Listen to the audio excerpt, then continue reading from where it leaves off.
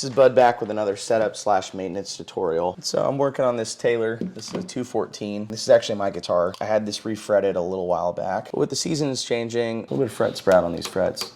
What that means is that as you run your hand up to play it, you can feel every nubbin of the fret, and it's a little bit uncomfortable to play. We are going to spend a little bit of time with some of our tools here to file these down and make it comfortable to play again. So there's a lot of ways you can do this actually, and there's a lot of different tools you can use. You can use something like this file. This one's from Crimson Guitars, not a sponsor, and run it up and down the side like that. Get a good result, and that actually would work pretty well for this situation. You can also take fret leveling file and run it very carefully at a 45-degree angle like that. The problem with doing these is that there's a risk of tearing out the end of the fingerboard as you run those over there. I'm going to use a different method where I take, this is what you would use for basically rounding over the fret ends. What I'm going to do is I'm going to put the guitar up like this, and I'm going to very carefully feel where this nubbin is and where the fret's poking out, and then I'm going to carefully come in here and just slowly try and level that down without digging into the fretboard. And if I do this correctly,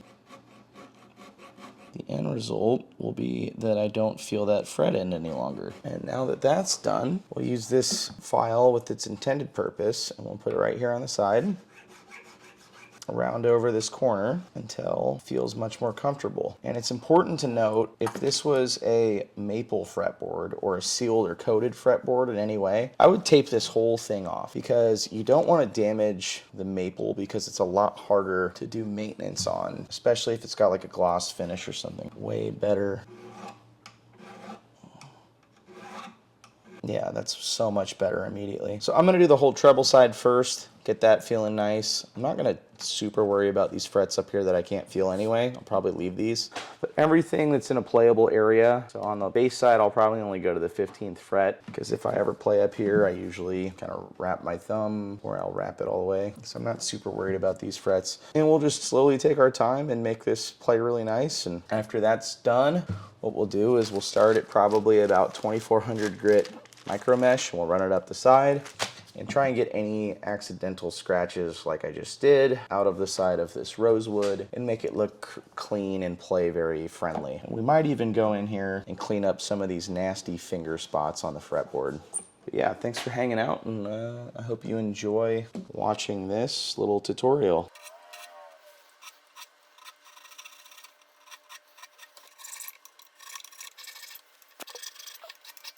This is my guitar. I have played literally probably 2,000 shows on it.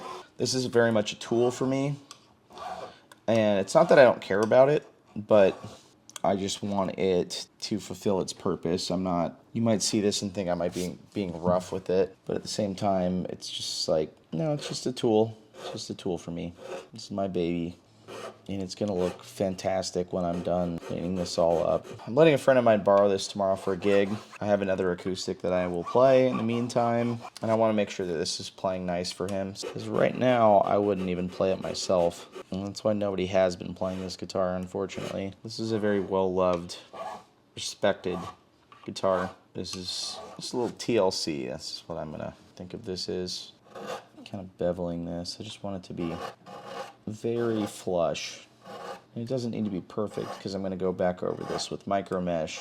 She's going to be just fine, that's all. Fret sprout's one of those really annoying guitar things that you have to deal with new frets. Typically, as long as they were good from the factory, you shouldn't have to deal with this. But this was a refret, so once the seasons change, it's going to move a little bit, and unless you've really thought about the change in humidity and how much the fingerboard is going to shrink, it's going to be really hard to tell like what you need to actually do as far as the maintenance. And this refret's really good, so it's not like that's the issue. It's just season changed and the board shrunk. That's it. It was done in the summer, so now we're in the winter, and it just changes the game. This is starting to feel really good though. Maybe like stop after the next fret. Realistically, I'm not going to feel the frets after the body joint. Yeah, we'll start at 2400, and all I'm going to do with this is just, along with that edge of the fret, just try and clean up any scratchiness that's on there. Instead of the 2400, I'm actually going to go down I thought that that would be enough. But I'm going to start at 1500 and go all the way up. I want this to look and feel as good as it can. Now that I'm staring at it, I'll also just kind of fine tune anything that feels or looks out of place as I'm going through here. And that feels so much better than it did. It's insane. So 1500, we'll go to 18 now. You just want to make sure that you're hitting anything that you filed. Because if you filed it, it's going to be scratchy. But once you hit it with this, any of those scratches, it's going to take out with the micro mesh. So we're up to 2400 again here. And we're up to 6000 grit. So this is, all this is doing right now is just polishing, really. It's not really taking any material off, and it's just going to really, really make it shine and clear up any blemishes, really, that you would see. And last stop, 12K. That feels fantastic. So now we got to do the bass side here. I will say the treble side was way worse than the bass on this one. We filed the whole bass side down.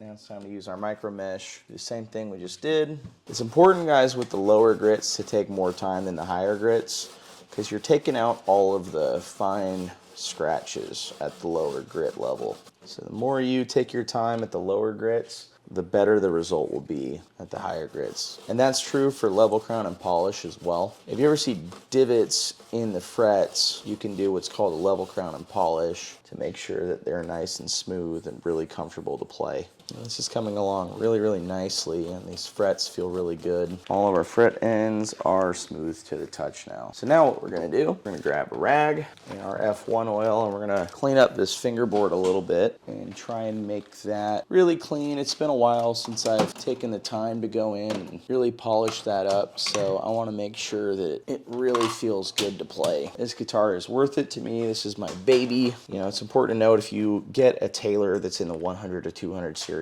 it's not really worth doing a refret on. You can get a new neck probably cheaper than you can refret it, but this neck feels really good and it has a lot of sentimental value. I've played, again, lots and lots and lots of shows on this, so I want to really enjoy this neck and keep it for as long as I can. And look at that.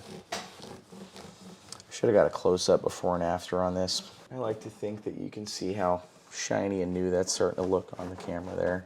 I probably used a little too much F1 oil on this too, but it's been a while since I've done this.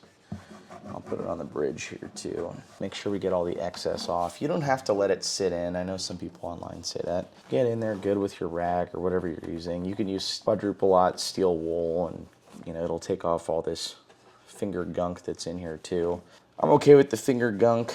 I kind of like the way it looks, as disgusting as it is. I'll leave the finger gunk, but I'll polish her up really nice, and the bridge as well. Now that we've done that, I'm actually going to go one step farther than I normally do. That one step farther than I normally do is I'm going to use polishing compound. Put it on a rag here. I definitely used way too much of this. And with this, what you'll do, rub it into the body. It smells really good. Kind of weird that it smells so good, but it smells really good. And I'll rub it in here, and then I'll wait. I'll wait a couple minutes. If you see any spots like this, wipe it off. You don't want to leave big clumps of it everywhere. Pain to clean up later if you leave big clumps like that. We'll do that. We'll leave it for a minute. Let it kind of do its thing, and then we'll cleanly wipe it off. So this is guitar polish. I'll use this on the finish maybe like twice a year to clean it up. I don't do this every setup, but I'll do it occasionally. And then normally when I change the strings, or if I just notice a guitar is dirty or sweaty, what I'll do is I'll use the Music Nomad 1 spray polish, and I'll clean up my guitars that way. It's probably been a minute or so. So we'll take a clean part of our little rag here, cover up the dirty part with all the polish on it. Then I'll just wipe it off, kind of just rub it in there a little bit farther, and then we'll take our spray. And I always try to steer clear of the sound hole with this. It gets in there. On a guitar like this, I'm not super worried about it, but then I'll take a nice cloth like this, and I'll wash her, scrape her around, and you can see how clean that is. I mean, man, that's beautiful. It just looks great now. Fingerboard's all treated. I took the saddle out, so I don't have to worry about that. We'll flip her over. We'll grab our cloth with the polishing compound on it, and we'll fold it back to where it was and rub that into the back. In fact, I'm going to use just a little tiny bit more. You don't want clumps of it. You just want to work it in. I like to go with the grain, and then I'll leave it for a minute. And again, we'll wipe it off when it's been a minute or two. And then we'll spray it down again and be back and ready to go. Extra polish off there, and try and just kind of wipe that off. Spray. Again, going with the grain here. Wipe her down. And I'll also use this on the neck. I don't like to use the polishing compound on the neck. I found it can kind of get sticky with your sweat. And clean the dust off the headstock. Take a look at our saddle while we're in here. It looks pretty good still. I could polish it up a little bit more, but I don't really want to, so we'll just put her back in, put all of our tools away, and then we'll restring her and make sure she's playing in tune. Stick around for part 2 where I restring this guitar and teach you how to do it yourself.